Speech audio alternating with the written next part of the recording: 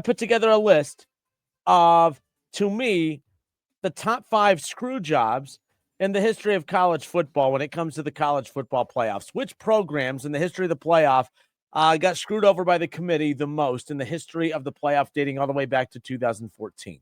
All right, so I put a list together for those watching live on the Justin Kinner Show Facebook page. There you have it. The top 5 college football playoff screw jobs in the history of the playoff. I'll start at number 5. I mentioned it already. Okay, I mentioned it already. Ohio State back in 2018. Okay, Ohio State in 2018. Look, you lose to Purdue. I get it, but they had a top 5 roster, a Heisman level quarterback. All right, obviously they had just absolutely throttled Michigan that year, but one bad trip to Purdue, and suddenly they became unworthy of making the college football playoffs. Like, yes, I had a huge problem with that. All right, they were a one-loss Power 5 champion. They had Dwayne Haskins, who threw for over 50-plus touchdowns. They beat Michigan 62-39. Their only loss, a bizarre collapse at Purdue. Oklahoma got in that season because the committee trusted their offense more, even though Ohio State had the better resume on paper. I mean, frustrating nonetheless. Had the playoff been at 6 or 8 teams, no one's leaving that Ohio State team out. I thought that Ohio State team got screwed over more than this year's Notre Dame team, no doubt about it.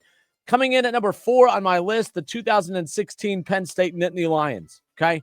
We make so much about the head-to-heads in college football, all right? But, like, the thing of it is, how about Penn State this season?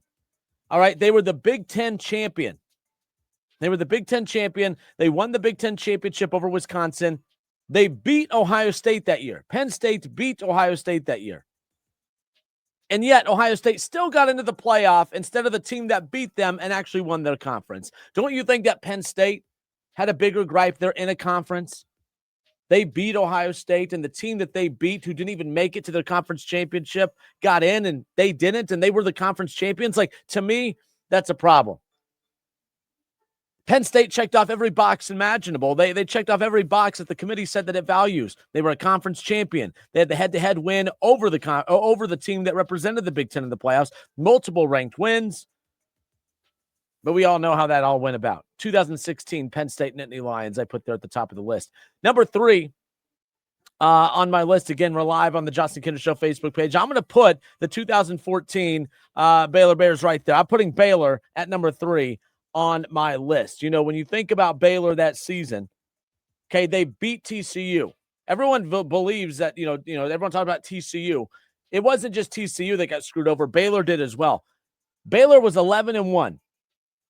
Baylor beat TCU in their head-to-head, finished with the same record, and they did lose a close game early at West Virginia, but the Big 12 did not have a champion. Okay, they didn't name a champion back then, so the committee knocked them for not having one.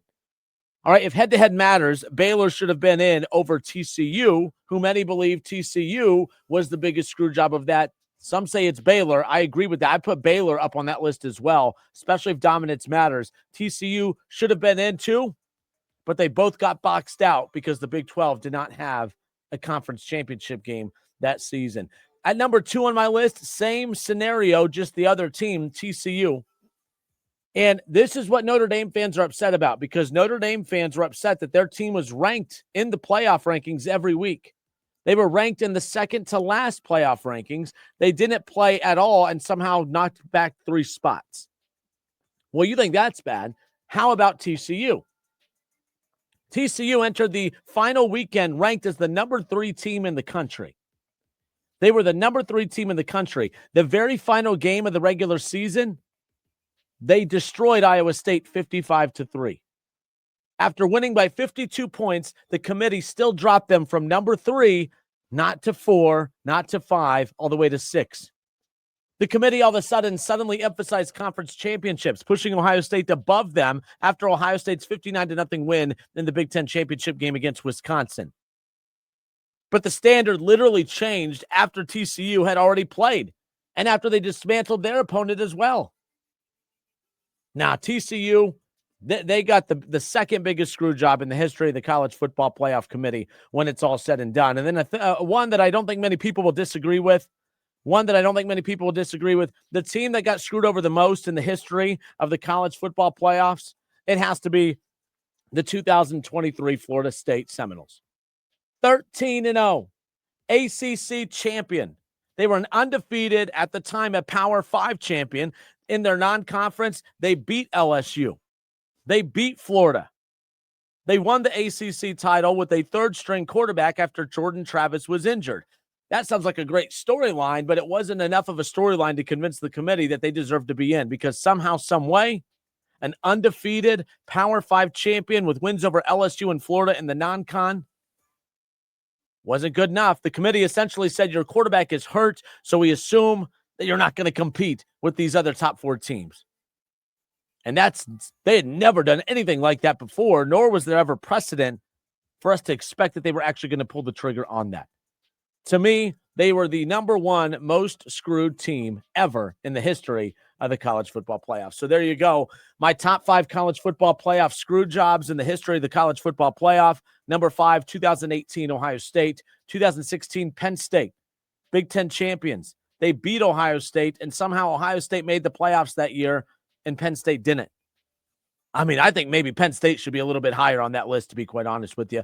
2014 Baylor and 2014 TCU. I should have just combined them into one, to be honest with you. But both penalized for not playing in a conference that had a conference championship. They kind of thumped the Big 12 that year. Well, the Big 12 ultimately gets a conference championship because the committee kept Baylor and TCU out because they needed a conference championship. And then they would go on to screw over teams like Penn State, who win a conference championship, beat the team that they ultimately put in, who didn't even make it to the conference championship game. Didn't make any sense. Florida State, number 1 on my list from 2023. Not only did they win the ACC conference championship, but they were undefeated. What more can you want? An undefeated Power 5 conference champion. It was Power 5 at the time. Yeah. So as I sit back and I listen to all the complaining from Notre Dame this week, you could be upset. You could be angry.